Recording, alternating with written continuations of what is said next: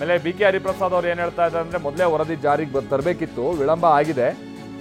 140 ಶಾಸಕರ ಬಲ ಇರೋದ್ರಿಂದಾಗಿ ಒಂದು ಹೆಜ್ಜೆ ಇಡೋಕೆ ನಮ್ಗೆ ಅವಕಾಶ. ಈಗ ಏನಾಗಿದೆ ಅಂತ ಅಂದರೆ GST ಜಾರಿಯಾದ ನಂತರದಲ್ಲಿ ಭಿಕ್ಷುಕರು ತೆರಿಗೆ ಕಟ್ಟುವಂತಾಗಿದೆ. ಎಲ್ಲ ಸಮುದಾಯಗಳಿಗೂ ಅವಕಾಶವನ್ನು ನಾವು ಕಲ್ಪಿಸಬೇಕಿದೆ ಅಂತ ಬಿ ಕೆ ಹರಿಪ್ರಸಾದ್ ಹೇಳಿದ್ದಾರೆ. ಅಂತ ಹೇಳ್ತಕ್ಕಂಥದ್ದು ನಮ್ಮ ಕಾಂಗ್ರೆಸ್ ಪಕ್ಷದ ಪ್ರಣಾಳಿಕೆಯಲ್ಲಿತ್ತು.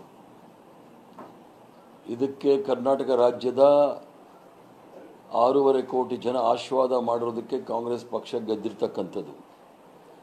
ಅದಕ್ಕೆ ಈಗ ನಮಗೆ ಸುಮಾರು 140 ಸಂಖ್ಯಾಬಲ ಇರೋದರಿಂದ ಜನರ ಆಶೀರ್ವಾದ ಮತ್ತು ಜನರ ಆಶಯಗಳನ್ನು ಅನುಷ್ಠಾನಕ್ಕೆ ತರಲಿಕ್ಕೆ ಮಾನ್ಯ ಮುಖ್ಯಮಂತ್ರಿಗಳಾಗಿರ್ತಕ್ಕಂಥ ಮಾನ್ಯ ಸಿದ್ದರಾಮಯ್ಯನವರು ಮೊದಲನೇ ಹೆಜ್ಜೆ ಇಟ್ಟಿದ್ದಾರೆ. ಅದು ಸ್ವಾಗತಾರ್ಥ. ಅವ್ರಿಗೆ ನಾನು ಅಭಿನಂದಿಸ್ತೇನೆ.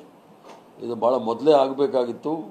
ಸರ್, ನನ್ನ ರೆಸಿಗ್ನೇಷನ್ ಯಾಕೆ ಸರ್? ನಾನೇ ಜಾಬ್ಸ್ ನ ಕ್ರಿಯೇಟ್ ಮಾಡಿ ಬಾಸ್ ಆಗ್ಬೇಕು ಅಂತಿದ್ದೀನಿ. ಹೇಗೆ? ಬಾಸ್ ವಾಲಾ ಬಿ ದ ಬಾಸ್. ತಡವಾದ್ರೂ ಸಹ ಈ ಒಂದು ವರದಿಯನ್ನು ಮಂತ್ರಿಮಂಡಲದಲ್ಲಿ ಈಗಾಗಲೇ ಅದನ್ನು ಪ್ರಸ್ತಾಪ ಮಾಡಿದ್ದಾರೆ. ಮುಂದೆ ಬರ್ತಕ್ಕಂಥ 17ನೇ ತಾರೀಕು ಇರ್ತಕ್ಕಂಥ ಕ್ಯಾಬಿನೆಟ್ ಮೀಟಿಂಗಲ್ಲಿ ಸಂಪೂರ್ಣವಾಗಿ ಚರ್ಚೆ ಮಾಡಿ ಅದನ್ನು ಯಾವ ರೀತಿ ಅನುಷ್ಠಾನಕ್ಕೆ ತರಬೇಕು ಅನ್ನೋದು ಚರ್ಚೆ ಆಗುತ್ತೆ. ಕ್ಯಾಬಿನೆಟ್ನಲ್ಲಿ ಮಂಡಿಸಿರುವಂಥ ಈ ವರದಿಯಲ್ಲಿ ಗೊಂದಲ ಇದೆ ಅಂತ ಬೆಳಗಾವಿಯಲ್ಲಿ ಸಂಸದ ಜಗದೀಶ್ ಶೆಟ್ಟರ್ ಹೇಳಿಕೆಯನ್ನ ಕೊಟ್ಟಿದ್ದಾರೆ. ಮುಸ್ಲಿಮರ ಸಂಖ್ಯೆಯನ್ನ ಇವರು 75 ಲಕ್ಷ ಅಂತ ತೋರಿಸ್ತಾರೆ.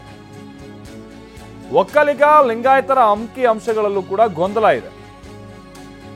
ನಮ್ಮನೆಗಂತೂ ಯಾರೂ ಬಂದಿಲ್ಲಪ್ಪ ಅಂತ ಜನ ಹೇಳ್ತಾ ಇದ್ದಾರೆ. ಇದನ್ನ ಮಂಡನೆ ಮಾಡಿರೋದಕ್ಕೆ ಈಗಲೂ ಕೂಡ ವಿರೋಧ ಇದೆ ಅಂತ ಬೆಳಗಾವಿಯಲ್ಲಿ ಸಂಸದ ಜಗದೀಶ್ ಶೆಟ್ಟರ್ ಹೇಳಿಕೆಯನ್ನ ಕೊಟ್ಟಿದ್ದಾರೆ. ಜಾತಿ ಗಣತಿ ಬಗ್ಗೆ ನಿನ್ನೆ ಕ್ಯಾಬಿನೆಟ್ದಲ್ಲಿ ಆ ಒಂದು ರಿಪೋರ್ಟಕ್ಕೆ ಒಂದು ಒಪ್ಪಿಗೆ ಕೊಡುವಂಥ ಕೆಲಸ ಮಾಡಿದ್ದಾರೆ. ಮತ್ತು 17ನೇ ತಾರೀಕಿಗೆ ಅದರ ಬಗ್ಗೆ ಡಿಟೇಲ್ ಆದಂಥ ಚರ್ಚೆ ಮಾಡ್ತೀವಿ ಅನ್ನುವಂಥದ್ದನ್ನು ಮುಖ್ಯಮಂತ್ರಿಗಳು ಹೇಳಿದ್ದು ನೋಡಿದರೆ ಅವರಲ್ಲಿ ಅದು ಗೊಂದಲ ಇದೆ.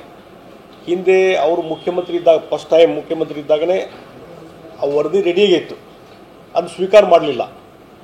ಆಮೇಲೆ ಈಗ 2ನೇ ಬಾರಿ ಅವರು ಮುಖ್ಯಮಂತ್ರಿ ಆದಮೇಲೆ ವರದಿ ಮಂಡನೆ ಆದರೂ ಸದ್ಯಕ್ಕೆ ಅದನ್ನು ಇಲ್ಲಿವರೆಗೂ ಬಹಿರಂಗಪಡಿಸಲಿಲ್ಲ. ಅಂದರೆ ಭಾಳಷ್ಟು ಗೊಂದಲ ಇದೆ. ಆದರೆ ಬೇರೆ ಬೇರೆ ಒತ್ತಡದಲ್ಲಿ ಇವತ್ತು ಅದನ್ನು ವರದಿ ತೆಗೆದುಕೊಳ್ಳುವಂಥದ್ದು, ಕ್ಯಾಬಿನೆಟ್ದಲ್ಲಿ ಅದನ್ನು ಮಂಡನೆ ಮಾಡುವಂಥದ್ದು ಮತ್ತು ಅದ್ರ ಬಗ್ಗೆ ಸ್ಟಡಿ ಮಾಡಿಕೊಂಡು ಚರ್ಚೆ ಮಾಡುವಂಥದ್ದು, ಇದೆಲ್ಲ ನೋಡಿದರೆ ಮುಖ್ಯಮಂತ್ರಿಗಳು ಕನ್ಫ್ಯೂಷನಲ್ಲಿದ್ದಾರೆ ಅಂತ ನಂಗೆ ಅನಿಸ್ತದೆ. ಮುಖ್ಯಮಂತ್ರಿಗಳು ಕನ್ಫ್ಯೂಷನ್